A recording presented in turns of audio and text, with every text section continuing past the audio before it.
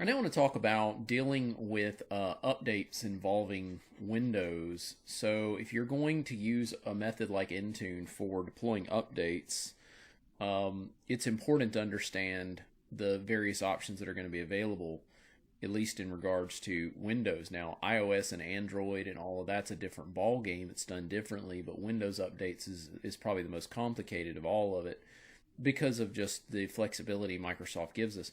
So the first thing to be aware of when it comes to Windows operating systems is your client operating systems. They refer to this sometimes as Windows as a service. They also refer to it as the Windows servicing model, meaning that the operating system is released and then Microsoft is going to provide servicing to it.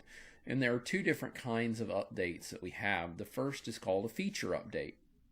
Feature updates are released usually a couple of times a year, and they are very large updates. So the thing you want to remember about feature updates is that these are very large. It's essentially like a whole new operating system that's being deployed out. And when you deploy feature updates, it's essentially like doing an in-place upgrade from the older version of the operating system to the newer version of the operating system. Okay, feature updates are usually given a code that'll be like a 2-digit year code, and then it'll either say H1 or H2. So it would essentially be like, I might say something like 23H1, which would indicate the release is happening in the year 2023, and then H1 is the first half of the year, H2 would be the second half of the year. So it's generally going to be usually 2 updates a year. One will usually come out in the first half, or even I would say the first quarter of the year in some cases, and then some will be the last quarter, and then sometimes it's closer to the middle of the year. But anyway, that's what that is. That's called a feature update. These are very large updates. They do take quite a while to get installed, and when they are getting updated on somebody's machine, they're not going to be able to use their machine while that's happening. The next is called a quality update. Now, these are the typical updates that we've had in Microsoft for decades now. These usually get released on Patch Tuesday, which is the second Tuesday of each month. Okay, so these are little cumulative updates. They can be little hot fixes and patches and things like that. So we get these quite often. All right, so that is the 2 main kinds of updates that we have. All right. So then we have in the Windows operating systems, client operating system, we have the update channels. And there's 3 main types of channels. You have what's called Windows Insider. And Windows Insider is something that is mainly geared towards IT people that want to test updates with Windows. So you would link your device to Windows Insider so you can get feature updates and all that early so that we can test them out before they go out to our machines.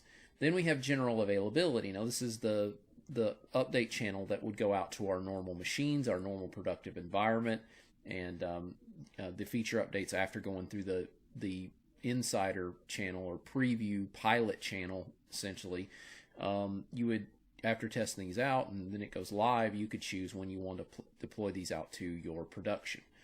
Lastly, we have LTSC. This is long-term servicing channel. Now let me tell you, LTSC is a very special channel. Back in the day, it used to be called long-term servicing branch. This allows you to push feature updates off for a very, very long time. In fact, a maximum of like 10 years if you had to.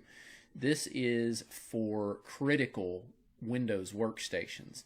So imagine you had a workstation in like a hospital or something, and it was running a very expensive piece of medical equipment, and we really can't afford for Microsoft to deploy an update that causes this machine to not work. So this allows us to push feature updates off for a very long period of time. Now, I'll also tell you that you have to install Windows LTSC. It's a special version of Windows that you have to install. This is not something you can just switch machines to. You have to install a special version of Windows in order to do it. Okay, so the majority of the Windows versions you get is just going to start out as general availability. You'd have to switch it over to Windows Insider if you wanted to, and then if you wanted to use LTSC, you have to install that version of Windows. Now, on top of update channels, we also have what are called update rings, and these are just like time frames.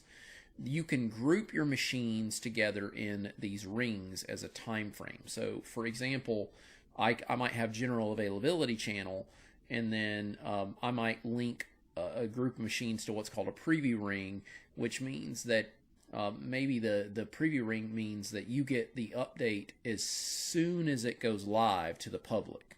So even though it's called preview ring, this would be a group of machines that get the update immediately. So like this would be like our IT people, technical people. We might go through a Windows Insider phase where we have some of our IT people that test all the updates, but then when it goes general available to the public, we might have IT people to get the preview.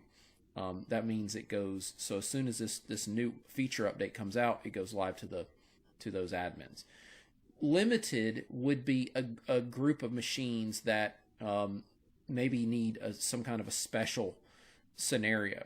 So in a situation where you had just a few machines that were in a specific situation, they need a special some special updates, or we need to hold off on some updates for a specific amount of time, we might have a limited ring group of machines that we would do that with. And then broad is your typical one. A lot of admins will do this where when a feature update goes live, it might be 4 months or it might be a year before broad devices get the update. A lot of companies are a year and sometimes even 2 years behind on feature updates because they want to make sure everything is stable before they let them be deployed. The last thing to mention here is when it comes to Windows updates is we also have a feature that can be turned on called delivery optimization. And delivery optimization is a peer-to-peer feature. It allows machines to share updates. So instead of, if you got 500 machines, instead of all 500 machines having to go out to the internet and get updates or whatever it is, a machine goes out there and gets the updates. It shares it with another machine. That machine shares it with another machine. And from there, your machines can share the update around, and it conserves on internet bandwidth. All right, so that's the idea of delivery optimization. Okay. All right, so hopefully that kind of helps you think about this and you kind of plan things out a little bit, understanding update channels and update rings, and hopefully gives you a better grasp on all that.